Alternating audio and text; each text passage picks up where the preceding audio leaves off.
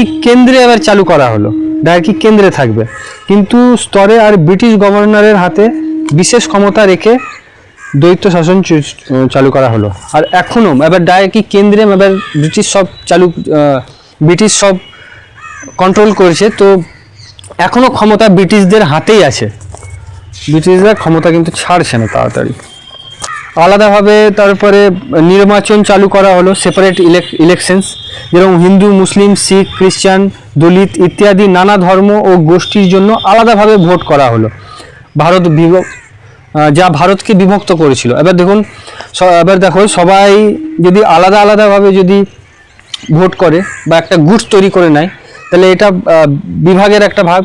এখন আমরা সিনারিও দেখছি যে ধর্মের রাজনীতি করছে বা ধরে নাও জাতির রাজনীতি করছে, এখন সবাইকে ভাগ করা হচ্ছে, একত্রিত করা হচ্ছে না। এই সেম জিনিস তখন 1935-এ তখন চলছিল, যে হিন্দুর আলাদা ভোট, মুসলিমের আলাদা ভোট, শিখের আলাদা ভোট, খ্রিস্টানদের আলাদা ভোট, দলিতের আলাদা ভোট, নানা ধর্ম নানা গোষ্ঠী আলাদা আলাদা করে ভোট করা দিয়েছিল। তো এটা ভারতকে বিভক্ত করা হচ্ছিল বলে এটাও মানা হয়নি, পরে এটাও বাদ দিয়ে দেওয়া হয়েছিল।